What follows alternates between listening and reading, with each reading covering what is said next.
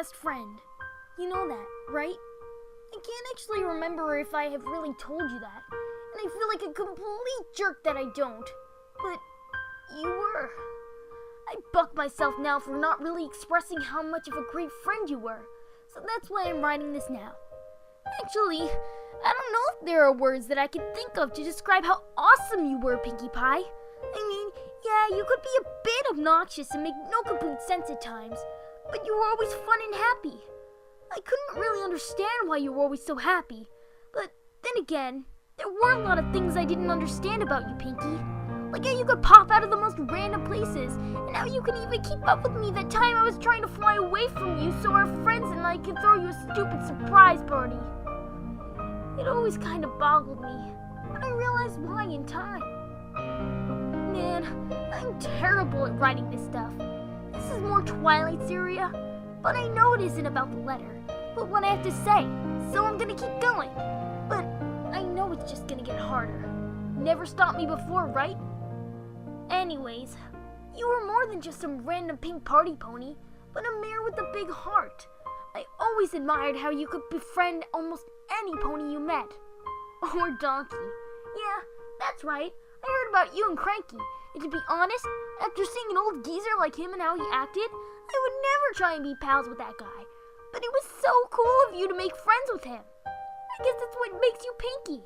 You seem to have this ability to just bring smiles to other ponies, and I think that was one of the reasons you were always so happy. Now, I'm not good with all that deep stuff, and I might be wrong, but that's what I believe. It's almost like you lived off happiness itself, and it made you glow. Not only were you just a pony that spread laughter and joy like some type of, well, you know, but you were always there for your friends, especially me. I remember the time when I first went out to try for the Wonderbolts. I was so excited and ready that I didn't tell any of you what I was doing. I didn't tell any of you for a reason. I was hoping that once I was accepted, I would surprise you all.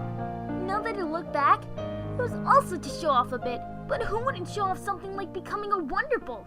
I was confident and more than ready, but you know the rest.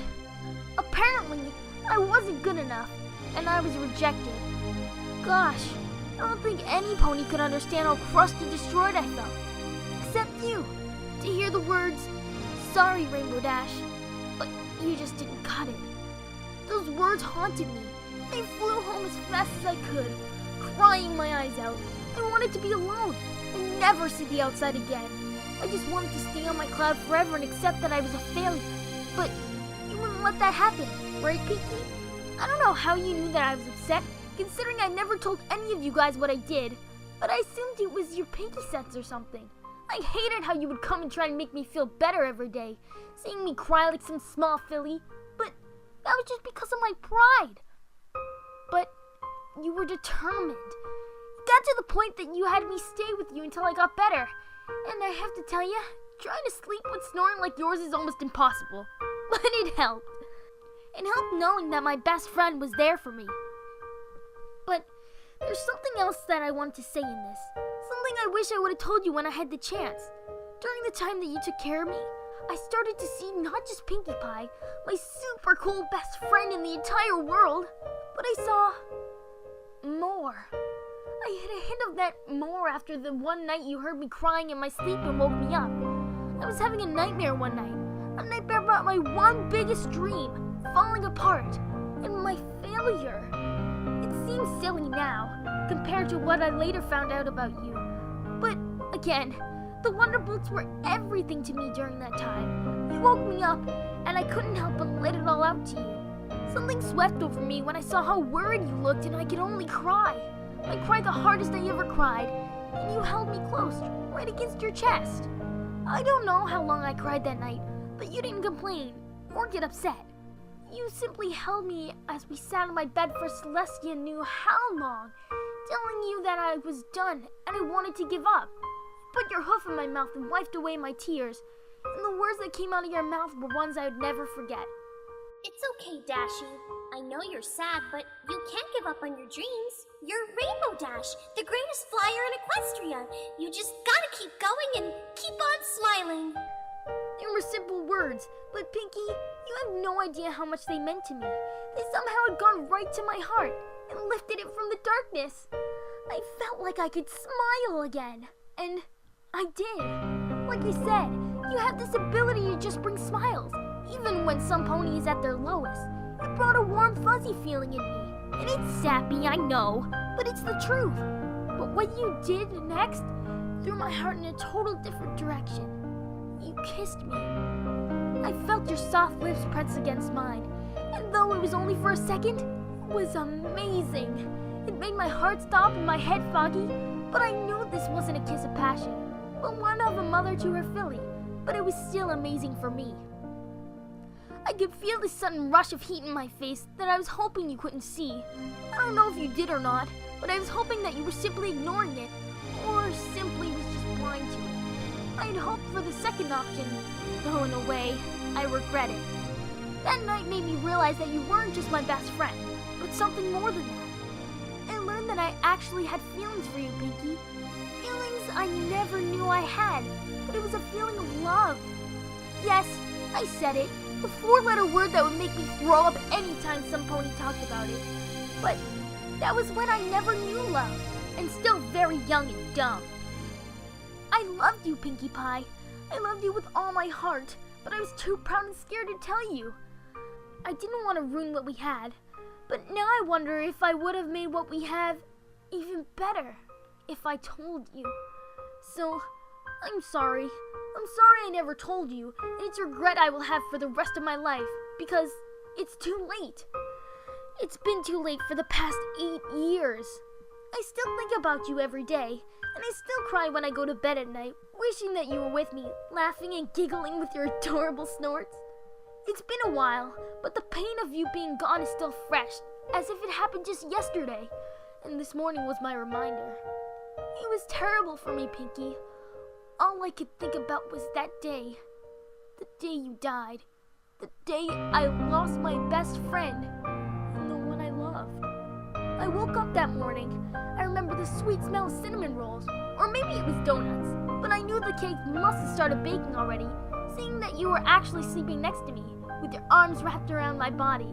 You should have seen the look on my face as I saw you. I probably had the biggest grin ever in history. My heart exploded in my chest, but only too soon that I realized that you weren't snoring like you usually did. I tapped you, whispering your name, but you didn't reply. I shook you, and when you still didn't wake up, I'd gotten to the point where it actually hit you, but yet you laid still. That's when I realized it, and the feeling that my heart had earlier was gone, and it dropped into my stomach. It was a cold, chilling fear for me, and I put my ear to your mouth and my huff to your soft chest. I didn't hear anything, Pinkie. Your heart was still, and your body was cold. I realized that you were dead, and you died with me in your arms with a smile on your face. It's so hard to even write about this as I see you so perfectly laying there. I'm shaking, but I have to write this. I have to write it for you. You were rushed to the hospital, but I knew it was too late down in my gut. My heart shattered, too many pieces to count, and it seemed I died with you. All I could think about was why and how. You were young and seemingly healthy, and to just go like that was just confusing. Everything was looking up, and then this happened. I needed answers, and well, I got just that. Though the answer only made losing you worse. You had a disease, one you told no pony about. A terminal illness, the doctor called it. It was something to do with destroying blood cells and all that crazy medical talk, but it didn't matter to me. All I got is that you died from a disease you had for a long time, a secret that you held on to. And I troubled you with something so stupid in your last moments. Compared to what you had, my problem was nothing. If I would have known, I don't know. I would have done anything to see if there was a way to get you better or something. I would have traded my dreams so that I could still have you here. Even now, if I was given a chance, I would drop it all for you. But I couldn't understand why you had to hold on to a secret like that. I was broken, Pinkie. I was broken and angry. I was angry that you never told any pony, but I think angrier that you never told me. It would only be later down the years that I might have known why you kept it a secret, but I was so upset that I didn't know what to feel really. I just lost my best friend. How was I supposed to feel?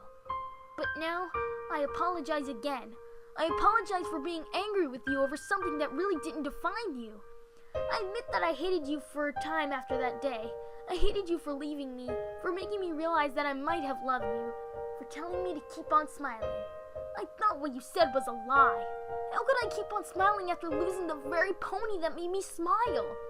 But one day, as I cried myself to sleep, a thought popped into my head. It was about the reason you were always so happy. It kind of confused me on about how some pony could always be so happy, knowing that one day you were going to die because of some sickness. But I think I had an idea why.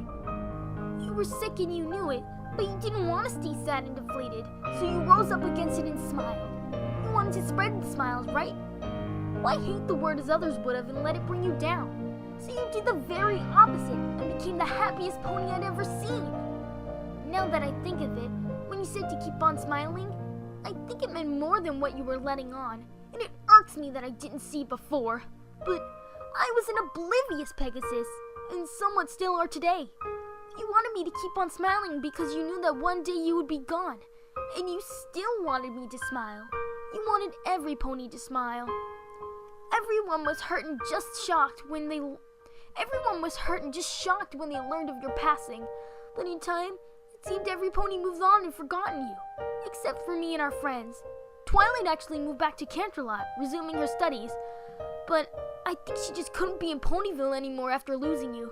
But she later became an Archmage of Celestia's Council from what I've heard, and she's pretty darn good at it. She's even writing a book about you. Her and Fluttershy were pretty upset, and then they started to spend a whole lot of time together. They helped each other out, and you won't believe what happened between them from all that.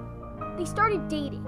I guess all the time they spent with each other, comforting each other, made them see each other as something more. How things work, huh? They're still together and plan on getting married here in a few months. Now, Applejack was probably the toughest one of all of us, as she was the one that tried to keep every pony's spirits high. But she was just as hurt. I had caught her on the farm one day under an apple tree crying, and I meant like crying hard, because I'd never seen her so sad. So, I did what you taught me, Pinkie. I went to her and comforted her and took care of her, as we both needed someone to lean on. I had you, but, well, you were gone. We talked hours on end until Luna's moon came up about all the pranks that you would pull and all those crazy baking experiments you made. It was bittersweet, but it helped her. It helped both of us. It became a habit for us both after a while to talk about you under the stars and talk about how happy you made all of us. And guess what? You brought us closer, and I fell in love. Again. At first it felt like a betrayal to you, and it took me a while to tell Applejack, but I remembered the mistake of not telling you, and realized that you wanted me to go for it. So I did, and she felt the same for me. You wouldn't believe how happy I was to learn that she loved me back, but I also told her how I felt about you when you were still here. I thought she would be mad, but all she did was put her hoof over my heart, telling me that it was wonderful. You were my first love, and nothing could ever replace that. I still do, Pinkie. We're married now, and think of adopting some foals to raise on the farm. Can you imagine me with small foals running around? Heh, me neither, but raising children with Applejack would be another dream come true. As you already know, one of them already came true a few years ago, but I won't get into that, as it's getting really dark. So, here I am now, as I get to the end of writing this. Here I am in front of your tombstone as I cry, but not just because you're not here, and also with regret and happiness. A regret that I never said how I felt about you, and a happiness for what you've done for me and our friends. Especially what you've done for me. I look now as I read the words on your grave, telling me the message that you told me long ago. Never stop smiling. It's fitting for an amazing pony like you. Even in death, you still want us to smile. So I will, Pinkie Pie. I'm going to smile because you gave me a reason to smile. I'm gonna smile for you because that's what you always did. More importantly, I'm going to smile for us. With all my heart and all my smiles, I leave this with you now, as you know you're reading that big party up there, and so you know that I haven't given up, but done the opposite. I know I'll see you again one day, and we can pull all the pranks and throw the best parties again, and I can tell you this all face to face. But for now, I have a wife to get back to. So, I'll see you later, Pinkie Pie. You can bet on that.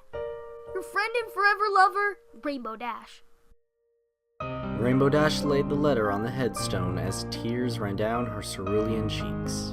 She turned and flew off into the night sky as her tears glistened in the luminous glow of the moon. She would never forget Pinkie, and never fully recover from such loss. But one thing was certain: she would smile.